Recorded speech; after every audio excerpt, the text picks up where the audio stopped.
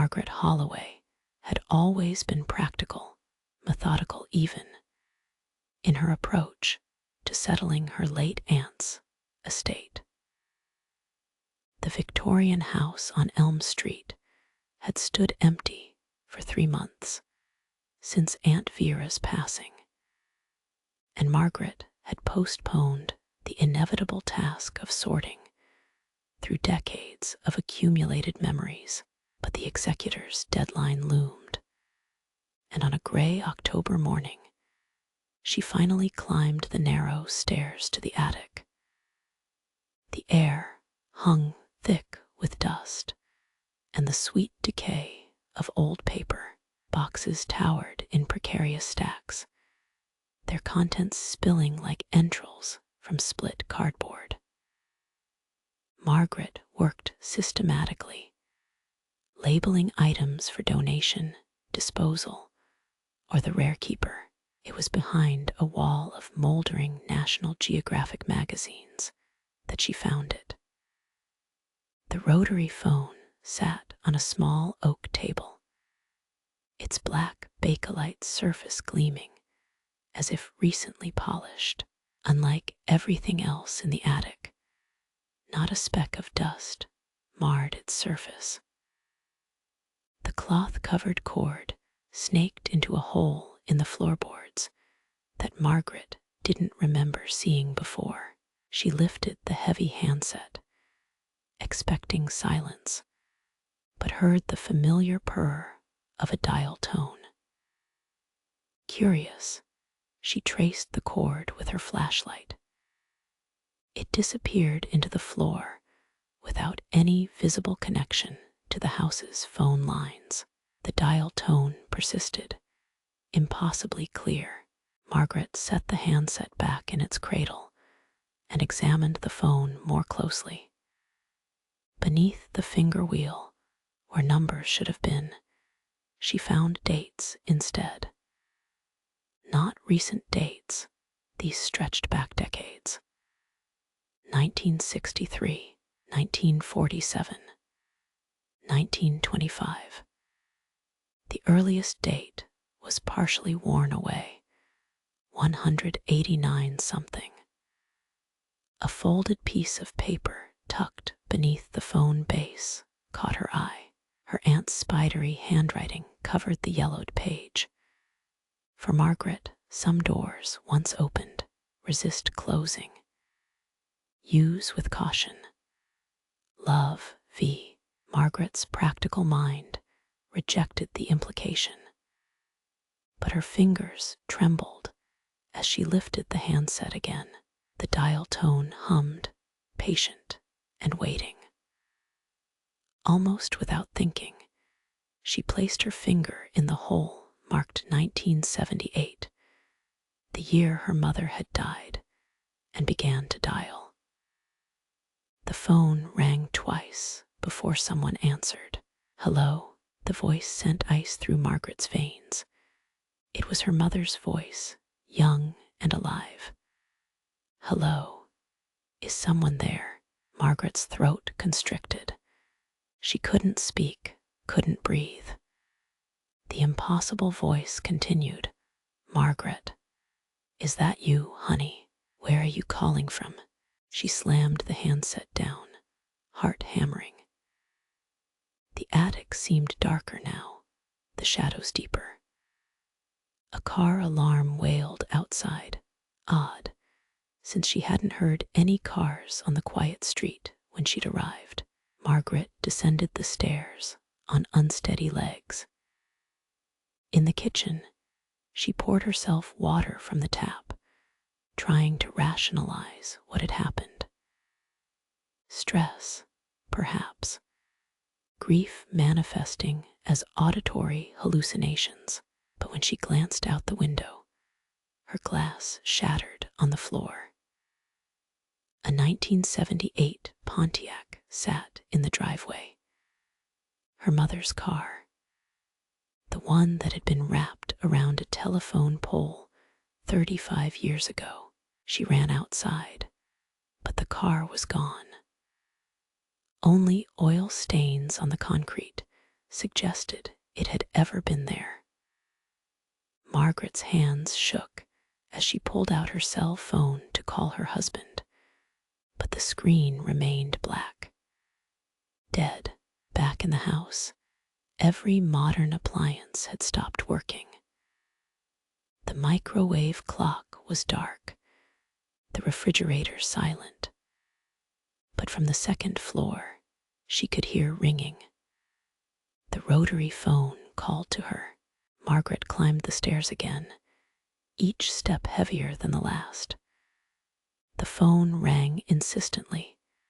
She answered. Margaret, her mother's voice, but different now. Strained. Why did you hang up on me? I've been trying to reach you. Something's wrong. The car won't start. And your father isn't answering me. Her father had died in 1975, 3 years before the date Margaret had dialed. Mom, Margaret whispered. Where are you? I'm at home, of course, but it's strange. The house looks different, older, and there's someone in my kitchen, Margaret. A woman who she looks like me, but older. How is that possible? The temperature in the attic plummeted. Margaret's breath misted in the sudden cold. Mom, you need to. The line went dead. Margaret heard footsteps on the stairs. Slow, deliberate steps that creaked on the 3rd and 7th stair, exactly like her mother used to do. The footsteps stopped outside the attic door. Margaret, the voice was right outside now. Let me in, honey. I've come such a long way. The doorknob turned. Margaret backed against the far wall, knocking over boxes. The door swung open, but the hallway beyond was empty. Yet the footsteps continued, crossing the attic floor, invisible but undeniably present. They stopped directly in front of her. The air shimmered, and for just a moment, Margaret saw her mother, but wrong, face pale as parchment, eyes milky white, wearing the same dress she'd been buried in. The apparition's mouth moved, but the words came from everywhere and nowhere. Every call has a price, Margaret. Your aunt knew. She paid it for 40 years, keeping them at bay. But now you've opened the line again. The figure dissipated like smoke, but the cold remained. Margaret fumbled for the phone, desperate to undo what she'd done. She dialed randomly, hoping to break the connection.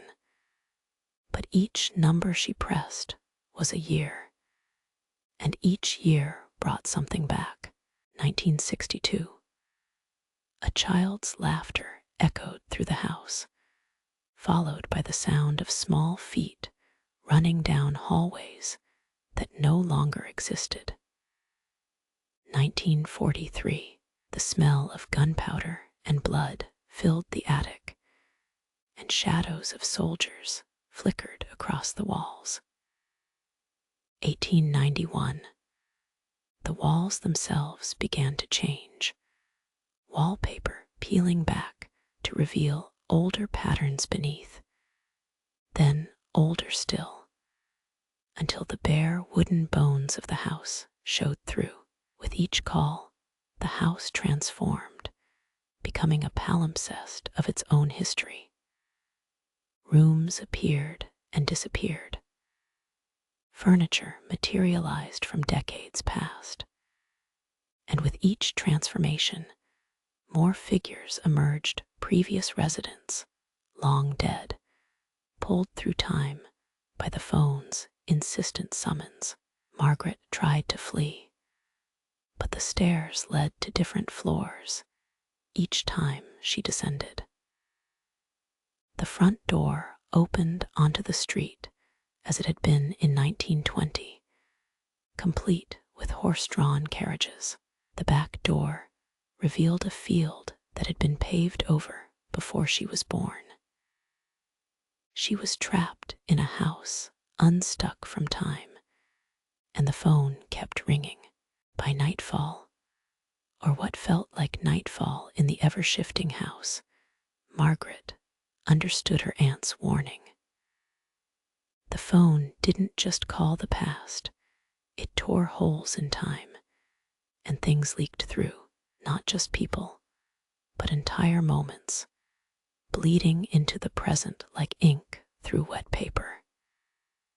She found herself in the kitchen of 1955, where a family she'd never met was eating dinner. They couldn't see her, but she could smell the pot roast, feel the heat from their oven. Then the scene shifted, and she was in the same kitchen in 1983, watching her aunt, young and terrified, hanging up the phone with shaking hands. "You can't stop it," her aunt's younger self said to the empty air, as if she knew Margaret was watching. "Once you start calling, they all want to come through. The house becomes a switchboard for the dead." Margaret found herself back in the attic. The phone rang again. Against every instinct, she answered. "You need to dial forward." It was her aunt's voice, old and wise. "The phone works both ways, but I never had the courage." "Dial forward, Margaret. Dial to a time after the house is gone." With trembling fingers, Margaret found numbers she hadn't noticed before, tiny and etched into the phone's base. Future dates: 2025, 2047, 2089. She dialed 2089. The ringing seemed to come from inside her skull. When someone answered, it wasn't a voice, but an absence of sound so complete it hurt. "Hello," Margaret called into the void. The house began to shake. Walls crumbled, revealing not the outside, but an emptiness beyond description. The figures from the past screamed as they were pulled back into nothing. The phone grew hot in Margaret's hands, then cold, then began to crack. With a sound like breaking bells, the rotary phone shattered. The house snapped back to the present like a rubber band released. Margaret found herself on the attic floor, surrounded by ordinary boxes and mundane dust. Her cell phone buzzed to life in her pocket. The digital clock on it read 3:17 p.m., only 2 hours since she'd first entered the attic. But the phone table remained, and on it, a new note in her aunt's handwriting.